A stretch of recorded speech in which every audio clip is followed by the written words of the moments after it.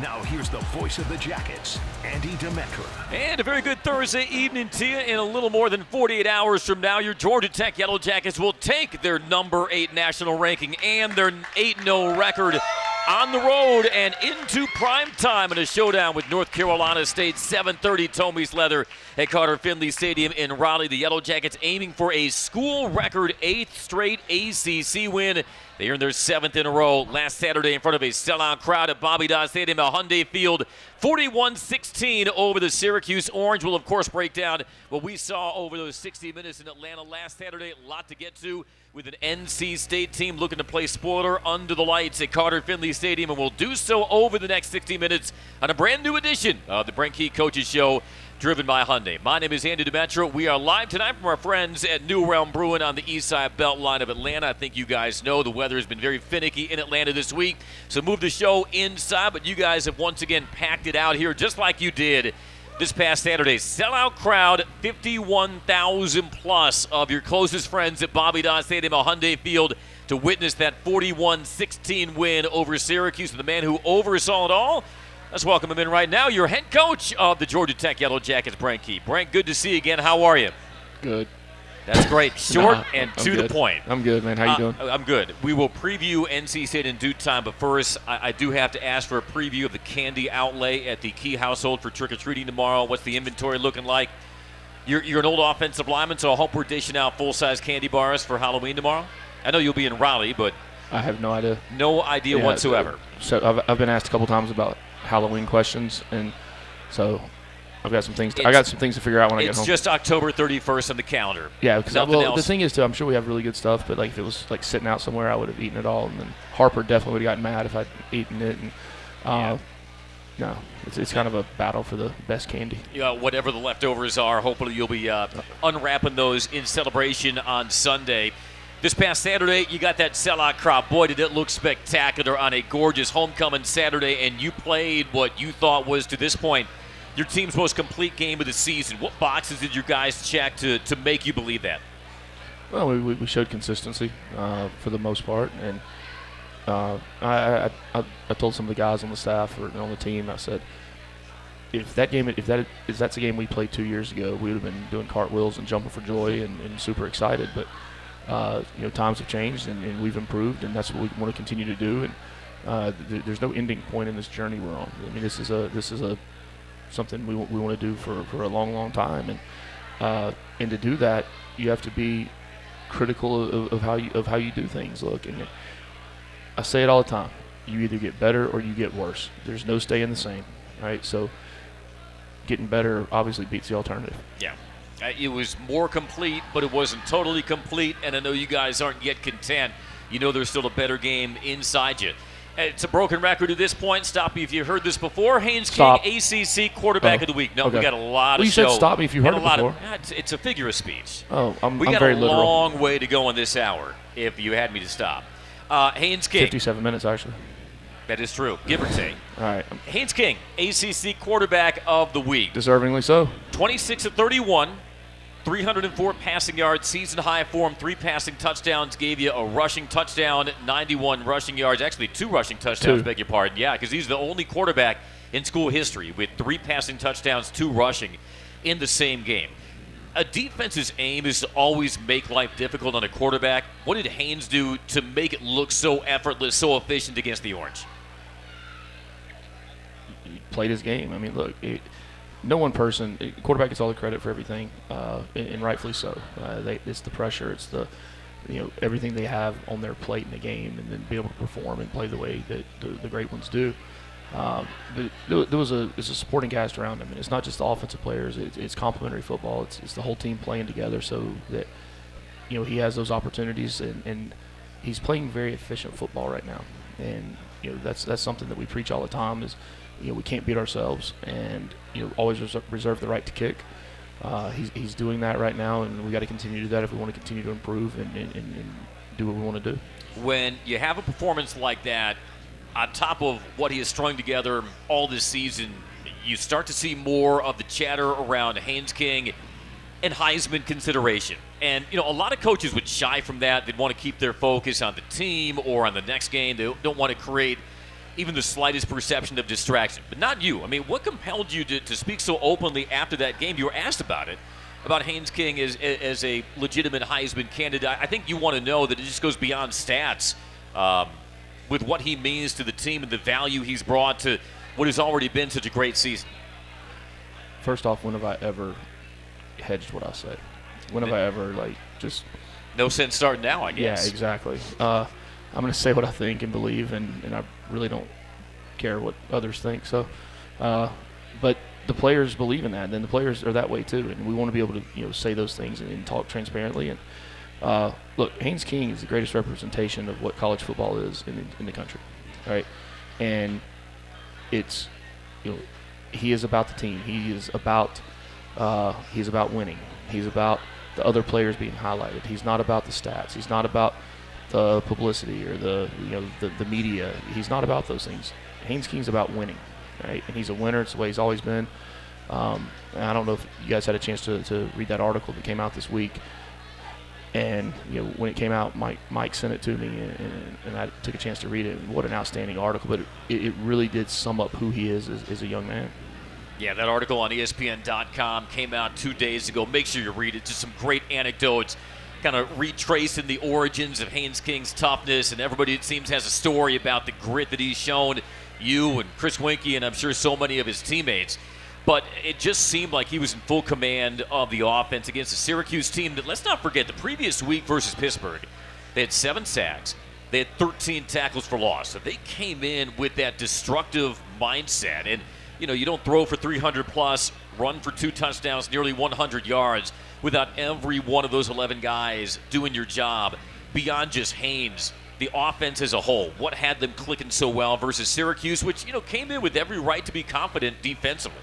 Yeah, we feel like it's not about we put the plan together to do what we do, execute what we do, and we add wrinkles into it each week, and we're not really worried about the opponent we play. Right? That's the team we have to go against. How they align. We practice against it, but I thought we had a really good plan going into the game. We started out fast. We had Isaiah had the turnover on I think it was second play of the game. Defense bowed their necks back, and then we were able to start executing executing consistently and just one after another. I thought Buster and the offensive staff had a really good plan. I thought we had a good plan overall of how we wanted to attack the game. And defense once again, I thought they improved. Again, was it a perfect game? No. Right? It's one of those things where one bus goes for a big play or two. But they didn't let that affect them. Right? Come out of halftime and bam, bam. Down the field, but they bowed their necks back and kept playing and kept playing and kept playing, and they're improving and getting better, and they're playing really good situational football, and that's what we take a lot of pride in. Yeah, situational football, that you executed that. It doesn't really matter what some of the raw numbers say. You had to play with a banged-up secondary, and the ranks got thinner as the game went on. In spite of that, defensively, what were some of the things you were able to contain well against Syracuse and kind of stub out the Orange's confidence? Well, I mean, that sudden change we had in the very beginning of the game where, we turned the ball over on offense, and then, they get the ball down there, first play, we bust a gap, and, they go right down to 3, 4, whatever it was, yard line, and then right away it was, backwards, hold them to field goal, and then we're able to, get a field goal tied up and, really start rolling from there. Yeah, for the sudden change, and then they had the first and goal at the 1, and then they only got 3 points out of it. You feel like you kind of won that sequence, or at least is able to overcome it. And all of a sudden, you guys got it rolling, and that Syracuse lead was but a distant memory by game's end, 41-16. And with that, Georgia Tech heads into the month of November 8-0, and its best start ever in the ACC, 5-0. They'll try to make it 6-0 Saturday night versus NC State. We're just getting rolling here on a new edition of the Brent King Coaches Show, driven by Hyundai. Got to hit our first time out. We're live from New Realm Brewing on the East Side Beltline tonight, and our show continues after this on the Georgia Tech Sports Network.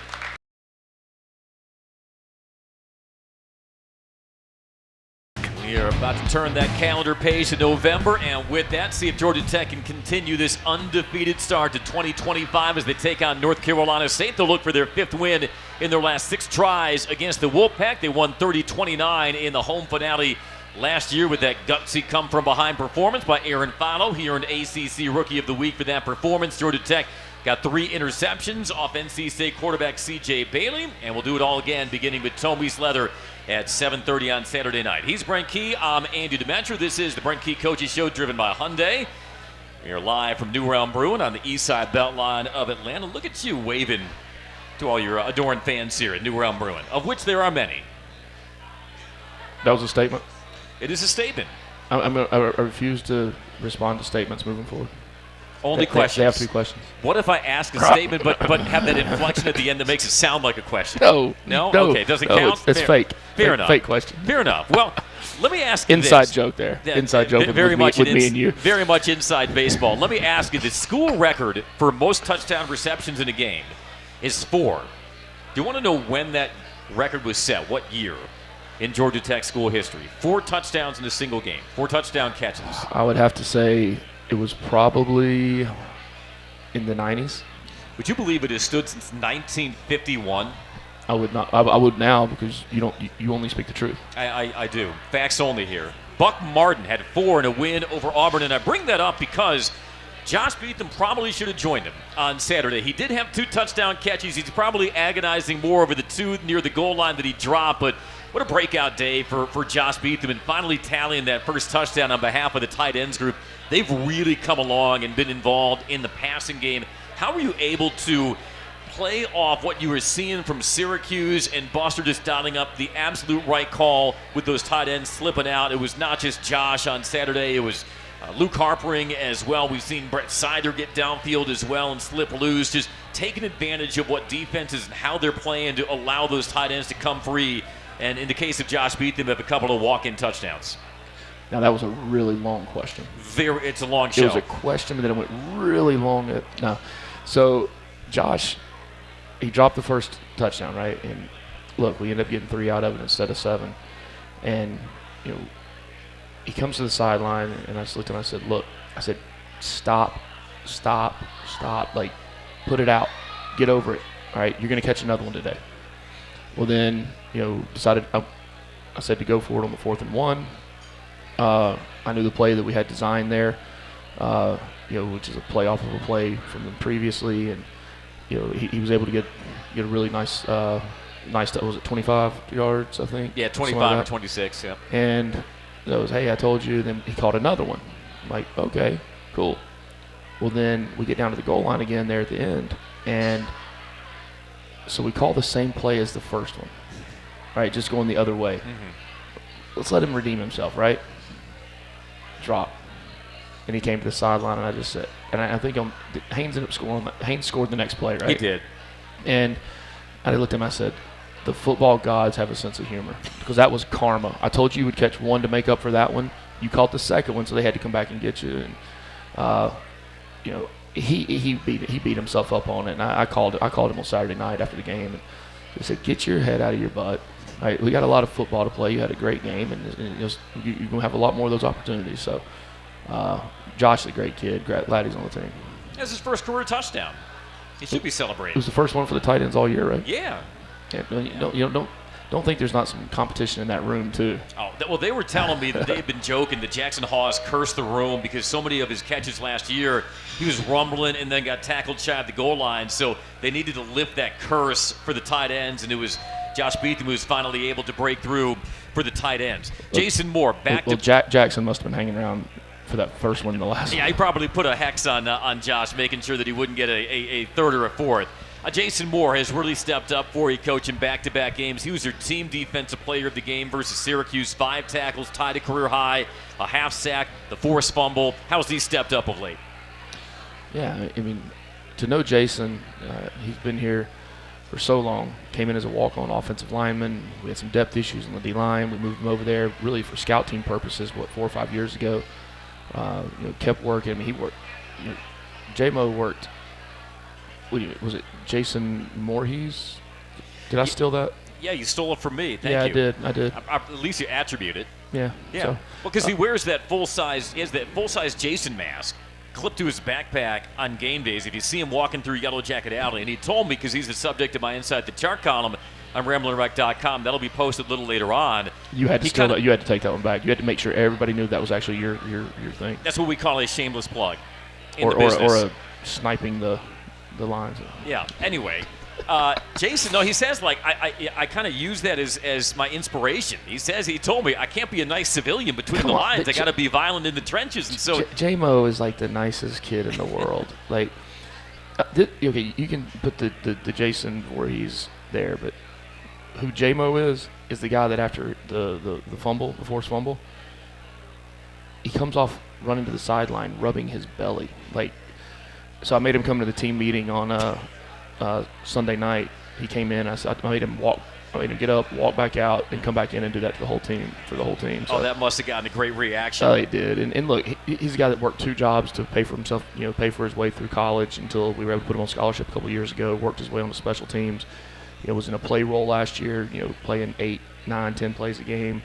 Played more this year, and now he's in the position to be able to start and play meaningful snaps. And the most impressive part about Jason Moore, he's about a semester and a half away from earning his 3rd Georgia Tech degree. Got the BS in Business Administration, then got the Master's in Data Analytics. He told me he's defensive tackle, 3 degrees. Yes. As a former walk-on offensive lineman, he told me he'd never played defensive line his entire life. He only played on the O-line at Dutchtown High before you brought him into his office a couple of weeks before that season opener in 2020 and told him because of injuries we got to move you to defensive line. So to make that change and then to grow into the kind of player he's been now, it'll be a 3-time Georgia Tech grad. That's pretty impressive profile. Say we can't. And we'll show you we will. Yeah. Jason Voorhees, number 95. Jordan Vandenberg lining up beside him, Coach. He's had a sack now in 3 straight games. How has he managed to raise his game? Jordan, JJ, Vandenberg. 3 straight? Yeah, half wow. sack, I think, in 3 straight games.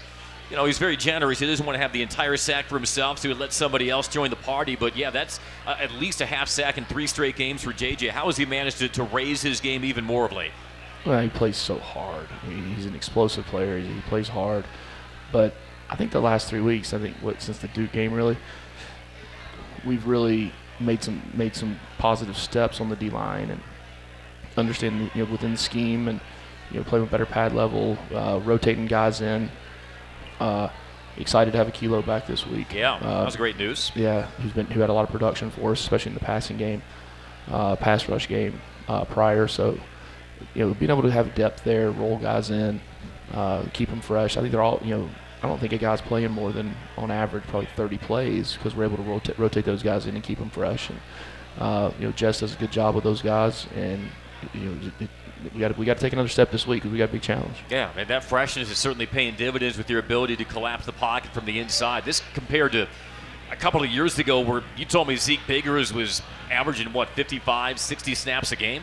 Yeah, back in 23, I mean, there were games where, going down the stretch where Zeke played 65, 70 plays in the game. I mean, we had no choice. I mean, you got to play with 11. You got to play with the D-line. And, but we've slowly been able to increase our depth. That'll be another big thing in the recruiting class this year will be because we lose guys. And, to replace those and increase the depth and improve the depth and because it's such a critical position. Now, those guys are offering a great proof of concept. Since we talked about Jason Moore and his accomplishments away from the field, it's only right that we share some of the accomplishments of Jordan Vandenberg because I noticed he posted on social media this week. He's using some of his NIL earnings to become the owner of a laundromat here in Atlanta. Really? Business owner, yeah, JJ Vandenberg. Say we can't. Isn't that awesome? Say we can't. I want to hear JJ in his South African accent saying laundromat or cleanup. I just want to hear him say just any word. See ball, get ball. That'll also work. That's good in any accent. He certainly has made his presence felt the last several weeks. I didn't know that, but you bringing that up is really cool because there's so many guys on our team and that have taken the advantages of NIL and revenue share, and they're doing really good things with it. They're investing their money. They're working on different funds we're working on to be able to have guys be able to invest into technology startups and commercial real estate ventures and all these things. I mean, that's truly what this is for. I mean, to have these guys graduate from college, whether they play in the National Football League or they don't, but to have that type of nest egg set aside and investments so that they really have for the rest of their life, and understanding how to invest and the right way to manage their money, understanding about taxes and LLCs and corporation. I mean, it's opened up this whole new world of knowledge that we're able to pour into these guys. Well, yeah, they've got great mentors here, past and present at Georgia Tech. I know JJ is doing the Sheller College proud, so that is all ACC defensive tackle and small business owner Jordan Vandenberg. That might be the only thing small about JJ is a small business owner. Laundromat, huh? Yeah, laundromat. I need to get in on that with him. Take some dirty clothes over to those his are laundromat. those like cash cows. Passive income, yeah. Smart guy. He's shrewd. Yeah, go visit him. Very nice. We'll hit a timeout. We got much more to break down with your guys here. Again, Georgia Tech 8-0 headed to Raleigh. We look forward to seeing you at Carter Finley Stadium on Saturday night. If you can't make it, keep that television on mute. Make sure you tune into the Georgia Tech Sports Network. We'll carry you through from Tome East Leather all the way to the final whistle. Take another timeout. Much more here of the Brent Key Coaches Show, driven by Hyundai from New Realm Brewing on the east side Beltline of Atlanta. We're back after this on the Georgia Tech Sports Network.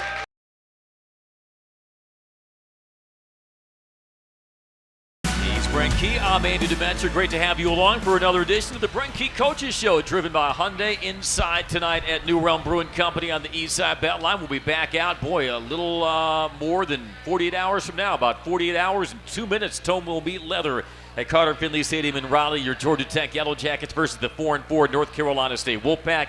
We'll be on the air with our network pregame beginning at 5:30. All right, Coach, let's continue the conversation. We had noted that Jason Moore was your team defensive player of the game. Your team offensive player of the game versus Syracuse was your wide receiver, Dean Patterson. One catch, he made it count, went 37 yards to the house, but I know there was much more than that touchdown that separated Dean Patterson, made him worthy of that recognition. What else did Dean do so well on Saturday?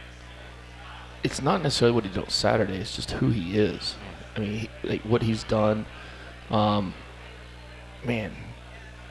came into the program, probably hadn't gotten as many catches as every receiver would want, and a lot of that's the nature of how we are offensively. I mean, we're going to spread the ball around. We're going to make sure everybody on the team gets touches, and that's what makes people hard to defend. So, doesn't say a word, works, a joy to be around. Plays his butt off when he's in there, and had an opportunity. Caught a short little screen pass, and Ethan and Joe got out and made two really good blocks, and he was able to take it the distance. Yeah. Can't dive at the end zone though. You got player of the game, but what can you not do? You can't dive. It's not the last play of the game. You can't do that. Well, those are the little things we talk about all the time that we can't do. Yeah, he did have to tightrope that sideline, so maybe his balance was given out and just made one last lunge for the pylon. But his second touchdown of the season. He's got 6 catches, but it seems every time the ball lands in his hands, it's going for explosive yardage. And what's great about Dean, he's from Tampa, Florida. You noted his dad is a high school coach. A lot of folks don't know. They know the part about him transferring from FIU, where he was teammates with Eric Rivers, but he actually began his career at Findlay University, D2 in Ohio. So this was a guy who began his career at D2. So just give you a little insight into just his growth and his dedication and how he's become such a valuable ACC caliber receiver for the number 8 team in the nation. Yeah. And I apologize. JJ was texting me back about his laundromat. So is he asking you whether you want just a gentle cycle on your clothes or he's telling me where it is, and he's next week on the bye week he's going to deck it all out in Georgia Tech stuff. And there you go. So all the more reason to go and gotta love him. All the more reason to dispense your quarters over there at that laundromat. Yeah, save the washing and drying for the bye week. I'm very curious. Have you heard recently from your old quarterback George Godsey? I mentioned that because on Saturday, Haynes King, he broke Georgia's single-game completion percentage record for a game in which a quarterback had a minimum of 30 attempts. He also, against Syracuse, surpassed George for 4th in school history in career passing yards. He tied Godsey for most career 300-yard passing games. Syracuse was his 6th. Have you and George connected at all this fall? Has he kind of shared his thoughts on what he's seen from your quarterback, Haynes King? George. So first off, they're playing tonight, by the way. They're playing the Dolphins tonight. And yes, me and George talk. We talk a lot. I screenshotted everything that took place on Saturday and had to send it to him. just to, hey, finally your records got broke. And yeah, we talked on Sunday. We talked about it. George loves Haynes. Loves him. Was so happy one of his records could finally get broken, and was happy that it was Haynes to be able to do it. And but yeah, we actually talked again yesterday. George is my best man. I mean, Goose is like, I hosted him on his visit. He's a year younger. Yeah, that's my guy. That's awesome. And, I see some similarities in George and Haynes. They're both coaches. No, don't say that. Please do not insult Haynes like that. You can get away with that. You and George go back a long ways. I bring that up, though, because George is a coach's son as well. He's somebody that I think played with a lot of toughness, and so maybe you see some parallels just in the intangibles and the backstory of George Godsey and Haynes King. But yeah, George is unfortunately getting jumped with each passing week by Haynes in the record book. He connected 6 times on Saturday with Jordan Allen, your freshman who had to step up. Was it 6? It was 6. He led the team in receptions. Taken over from Malik Rutherford, who was unable to go. There's more to Jordan Allen than just his speed. What else has made him ready to meet this moment and contribute like we saw on Saturday?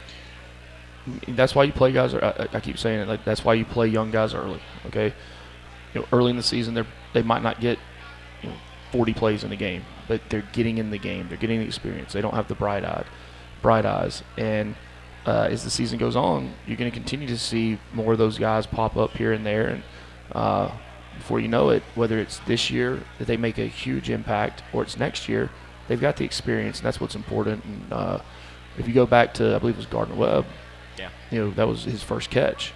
He caught the screen pass and got trucked down, got hogged down, and he's probably now I can't say he's the fastest guy because there's a couple other guys that would, a couple other freshmen that would very much verbally challenge me on that, i.e. Tay and Dalen.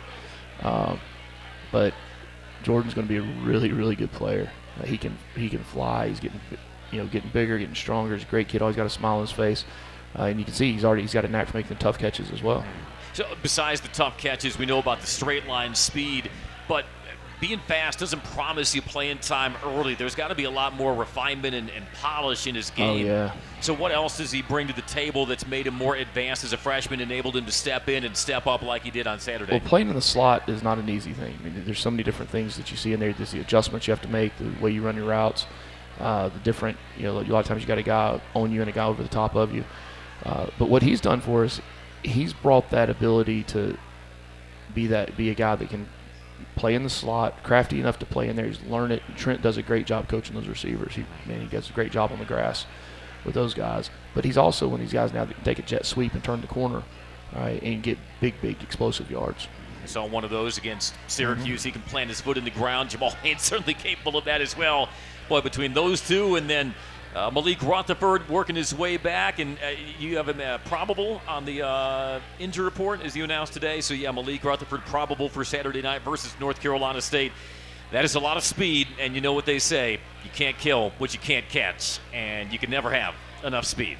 I know you're fond as an offensive lineman of saying big people beat up small people. I don't know what the wide receiver equivalent of that is. But big people beat up small people unless they're so fast you can't catch them. There you go. Yeah, you can't kill what you can't catch. That might be Trent's battle cry for the wide receivers. They will all make their way down to Raleigh and Carter Finley Stadium to take on North Carolina State. You know they're going to try to circle the wagons after they fell and gave up 53 points to Pitt last weekend. 7:30 Tomies Leather. And if you look at the clock, we are less than 48 hours until getting that ball on the tee and opening up that final month of the regular season with your number 8 Yellow Jackets. Time to hit another timeout. We are live once again from New Realm Brewing on the east side beltline of Atlanta. This is the Brent Key Coaches Show, driven by Hyundai. And we're back after this on the Georgia Tech Sports Network.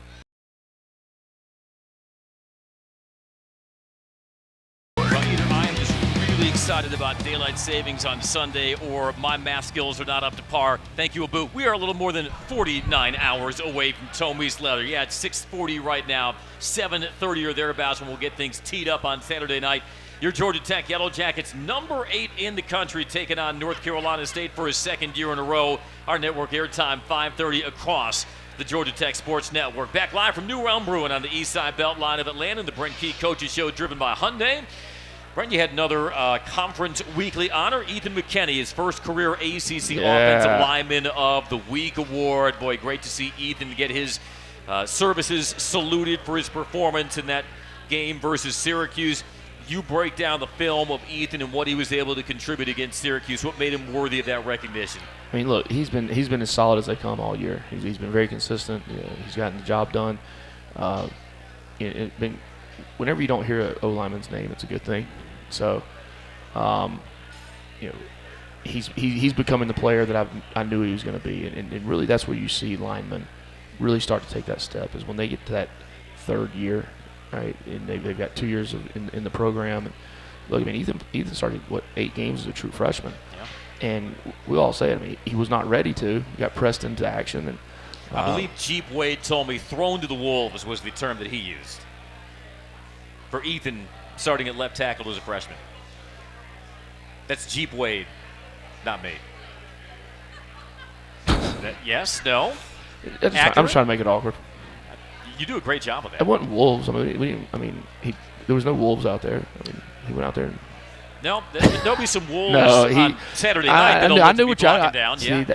I'm picking up what you're laying down. I have a quick one, and I don't. And I did, but it would have been very unfriendly. Like, people would have not known, like, the sarcasm that goes back and forth with us, and it would have, oh, he's a jerk. I'm like, but no, Ethan, he struggled a little bit his second year. And I tell people all the time, for O-lineman that plays freshman, everyone wants to play as a freshman until you play as a freshman. The ups and downs that you go through, and then he had some injuries he dealt with, and now he's come back. And I mean, just this entire year, I'm so proud of him. He's done a really good job. Yeah, the blocking was consistent from start to finish against Syracuse. We talked about that depleted secondary. You were without Amari Harvey. He continues to work his way back. John Gilmore was unable to go versus Syracuse. And then Zachary Toby came out in the second half, and good to know that Zach is off the injury report. He'll be ready to go versus NC State, but that pressed other guys into duty, and we saw more John Mitchell than we saw all season. Your native of Jacksonville, Florida, transfer from Penn State. How did that game sort of give a glimpse into how John can continue to contribute and the kind of upside that he possesses as still a very young player?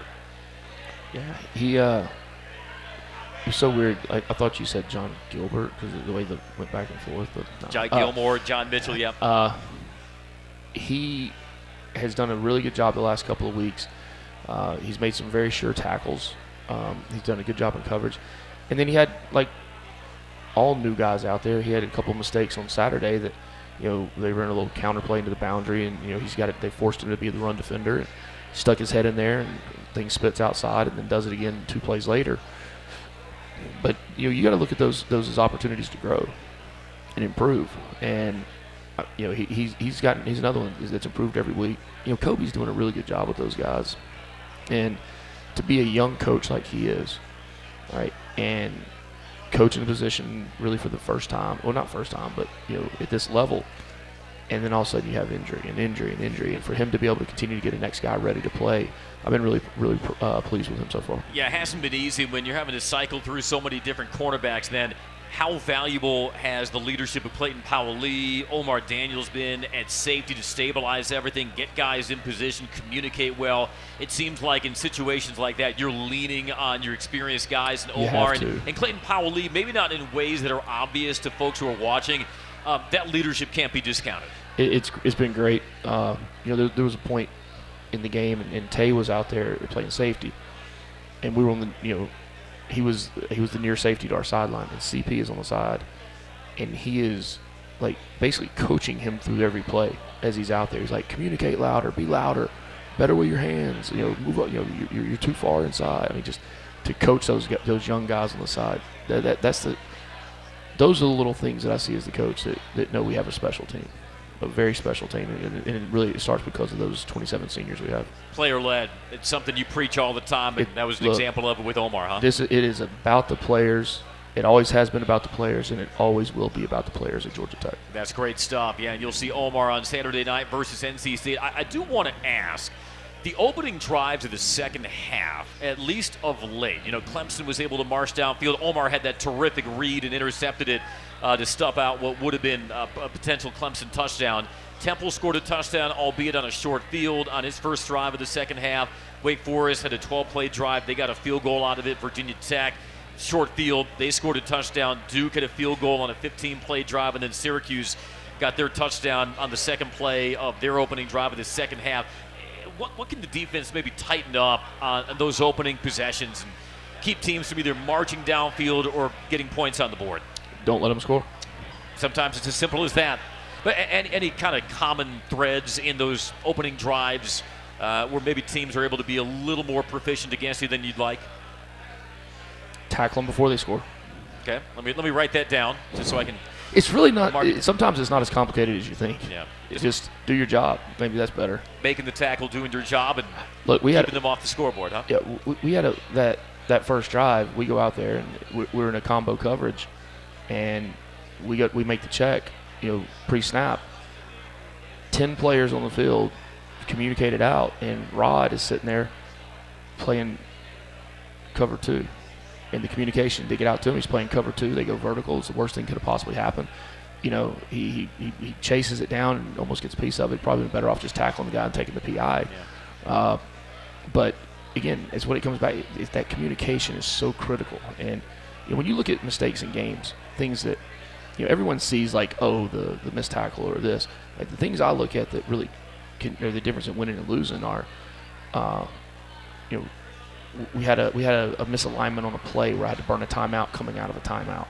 Okay, well, fast forward to right before half, we get the ball back with 47 seconds before half. Right, we had one timeout now, so we banged the timeout. We saved the timeout, got all the way down the field, used it on the 5-yard line. Right, kicked a field goal. That's 4 points. And go back now and think about the amount of games that have been decided in the last 3 years by 4 points or less. Either way, it's big. It's big, and everybody said, well, there's 5 or 6 plays in the game that are the difference. No, every play in the game is the difference. Every play in the game is the most important play. That was a 4-point swing and what turned out to be a comfortable win, but those situations certainly pay off in tight moments. In the last 3 games between Georgia Tech and North Carolina State have been decided by a total of 13 points. NC State's 3 wins this year at home have been decided by a total of 13 points. Let's hope the Saturday night will not be as saturated in suspense, and Georgia Tech can move into its bye week at a record of 9-0. Again, on the line on Saturday night, a potential school record-breaking 8th straight ACC win for your Yellow Jackets dating back to last season. We got to hit our final timeout. We'll sort of open up the preview of NC State 4-4 on the year, what kind of challenges they'll bring to the field on Saturday, how Georgia Tech will be ready to rise to those as we count you down to Tommy's Leather between Tech and NC State. Time to hit our final timeout here on the Brent Key Coaches Show, driven by Hyundai on the Georgia Tech Sports Network.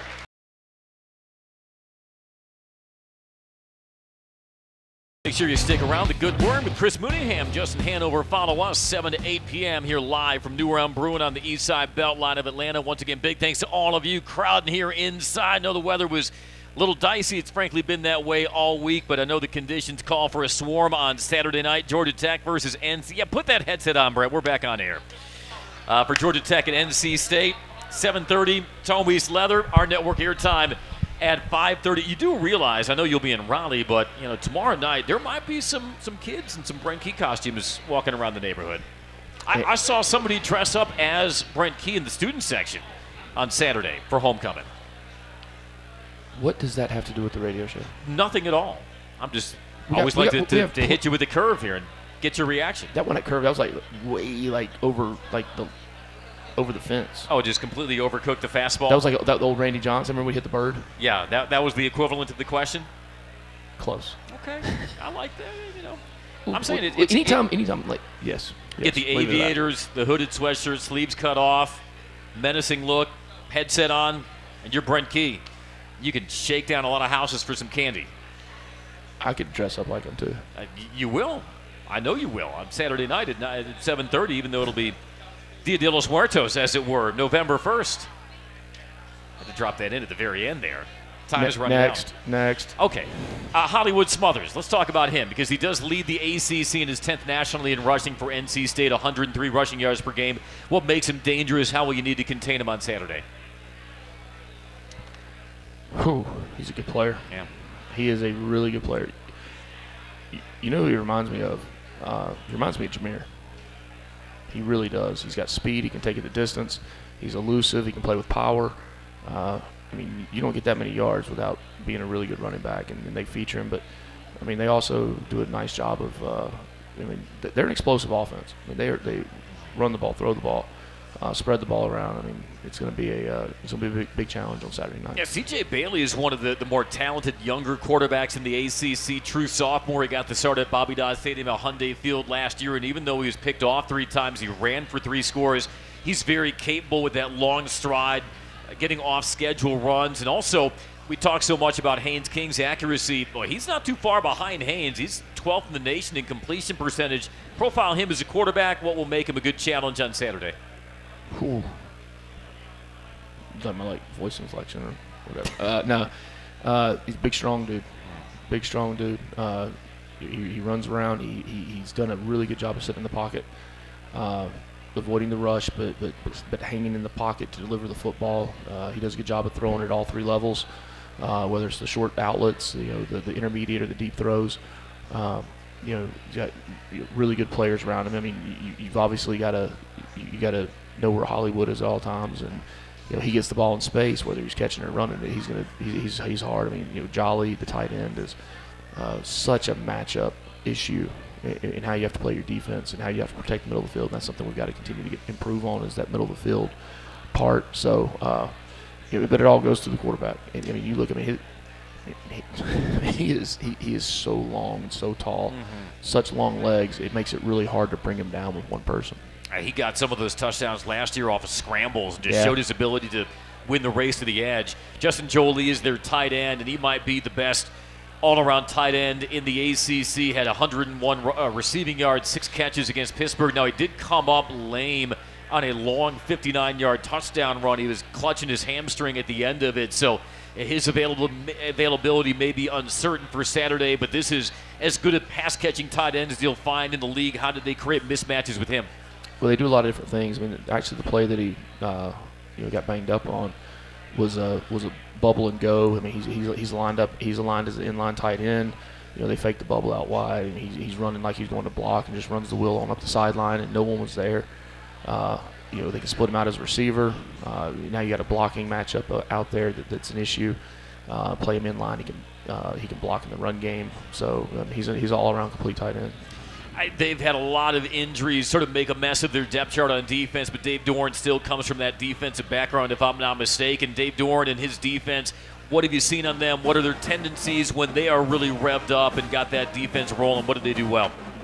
Yeah, I mean, look, they were a little more of an odd front in the past this year. They're playing more 4 down. They've got really active linebackers. They're big inside. We got to be able to handle the movement, handle the internal blitzes that they bring, and handle how they play the edge. 30. Well, final few seconds of the show. I think it's only fitting that we end with going back to last Saturday, that sellout, 51,000 plus. Just your thoughts on the atmosphere that these Georgia Tech fans created for you and your team. Oh, it's been outstanding. It's been outstanding. No different. I tell the team, I mean, we're only as good as our next, right?